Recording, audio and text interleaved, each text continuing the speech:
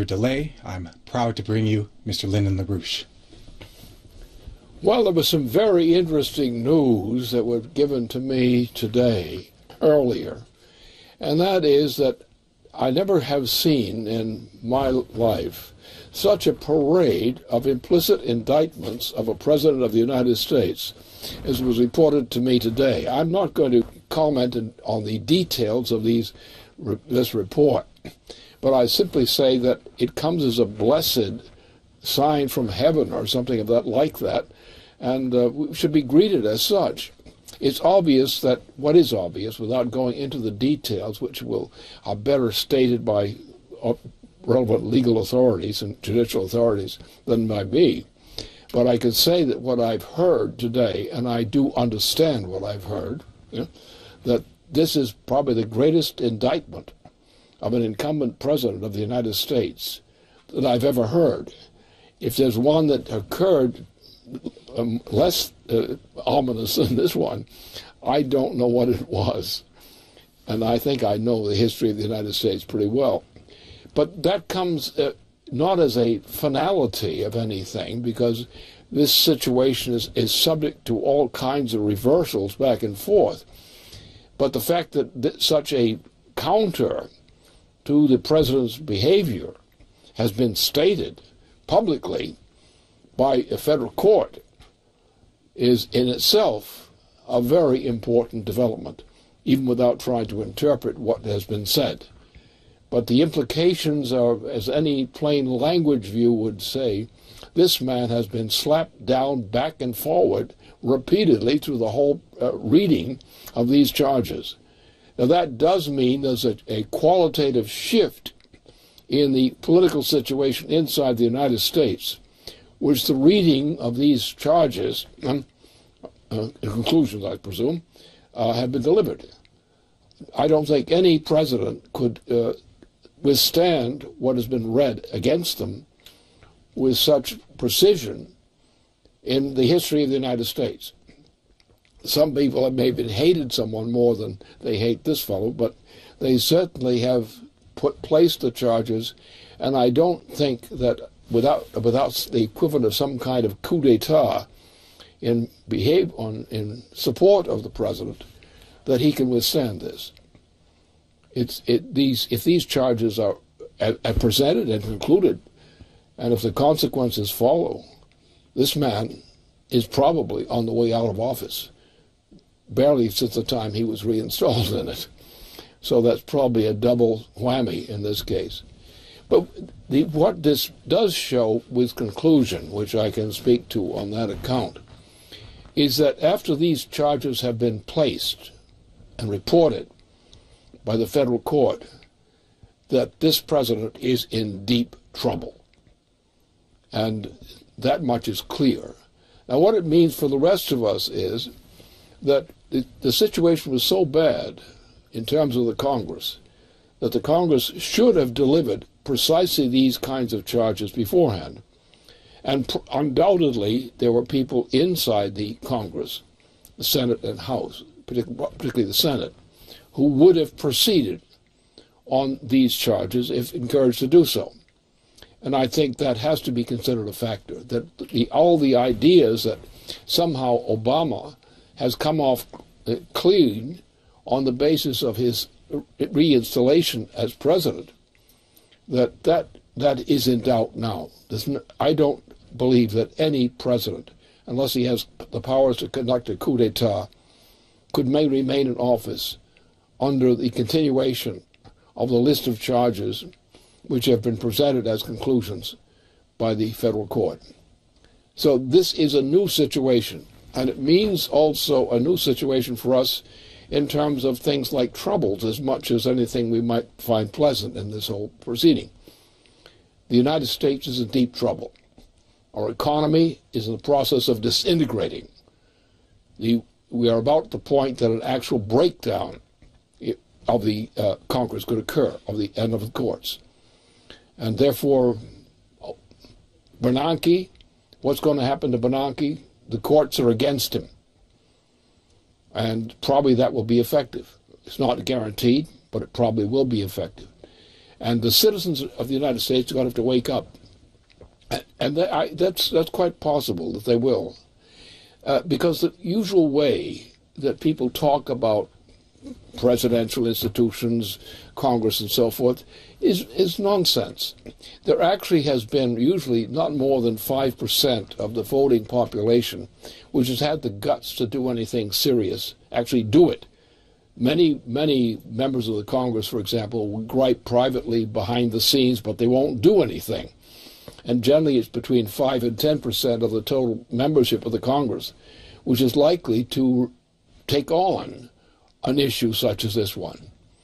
Perhaps the implication is, and I say perhaps, is that the presentation of these charges, these brought by the court, will give some courage to a lot of people who are otherwise scampers as cowardly heroes, shall we say, before.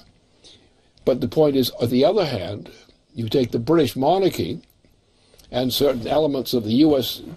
government and the population, and they are going to fight back. They're going to fight back hard. And they would even try coups d'etats and things like that, things of that nature. So we must be aware of the fact that there is, without doubt, apart from what the federal court has decided on the case of Obama, is that there is going to be a big kickback from forces in certain parts of Europe. The British monarchy in particular will be enraged by this. Other parts in France will be enraged.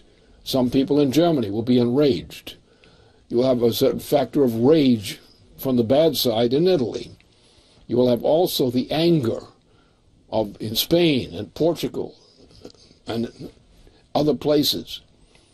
This means a sudden turn in the strategic situation and role of Russia in this period. All these things have been made open by this decision, the rendering of this decision by the federal court. And this is something new which did not exist for me 2 days ago, and it probably did not exist for a lot of other people. But it shows that in the system, the federal courts have acted, the federal court has acted in a way which portends the opportunity for getting out of the mess we've been digging into for so long.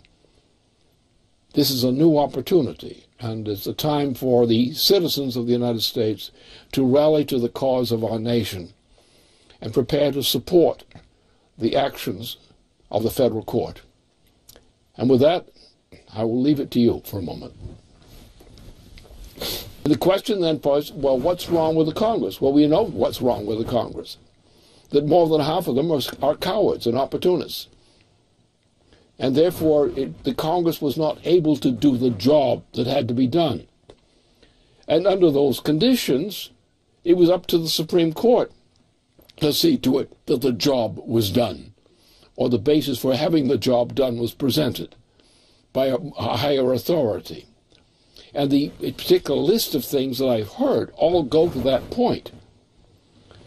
So we're now presented, because higher authorities have realized, as I have, that this President Obama is a horror. He's a horror story. And the members of the Congress didn't have the collective guts to do anything about it. They've swallowed every indecency imposed upon them as a Congress, both in the Senate and in the House. Now, we know that, as I know, for example, you have between 5 and 15%, probably, approximately, of the members of the Congress have the guts to do anything. And therefore, the fact that the majority of members of the Congress are, by disposition, they tend to be opportunists. They see which way the wind blows, and they blow with it. So that therefore we had reached a situation in which the United States was going to be destroyed by this president. And he was even sworn in for a second term. But the fact remains, as with the Nixon case, that this is the extreme version of the old Nixon case, the old Nixon impeachment. But in this case, some authority other than the Congress was required to initiate the action which was required. And what I heard from the reading of the conditions of the charges, of the conclusions of the court, those conclusions were all in correspondence to the requirements. And I go into his first term, the president's first term in office, as also to the second. So there was every reason, that reason would demand, that this president should be impeached under those circumstances. The impeachment as a form has not been realized. The impeachment in terms of the indictment has. And that's the conclusion we have to draw. Now, that does not mean, now you're going to have the British Empire, as represented by the Queen, is going to be very angry about this. Because her whole role, her intention, it is on the edge. She cannot continue to do this if the United States continues to defy her. And the federal courts have implicitly defied her. Something deeper inside our system of government has acted to attempt to defend the United States against the travesties and crimes committed by this president. And therefore, I think that's the conclusion to be drawn. We now stand at a point, we're on the edge. The court has done pretty much what it should have done, and maybe a bit more in this case. That's good. That restores our confidence in the institutions of our government, contrary to this president. And the very minimum, the intention of the court has to be to recognize that what it has said is an honest and fair conclusion, set of conclusions. And these conclusions lead to but one further conclusion, that this guy must be impeached now. And that will probably occur. But there are other factors in the thing. There are always coup d'etat possibilities and things like that. So we don't know if this has any finality to it. But it comes so damn close to it that you almost have it say it is. Earlier today. But the key thing here is what has been said by the court as statements as a whole, not only this issue but other issues also, is a challenge to the presidency. It's a challenge to the occupation of the presidency by this president. Because he is the one who has taken the open responsibility for asserting this authority above the courts. And therefore, his very action is impeachable by nature. That much I will say is for what I am. I will let the court say what it wants to say about this, but that's what I say as a citizen, that this is the situation.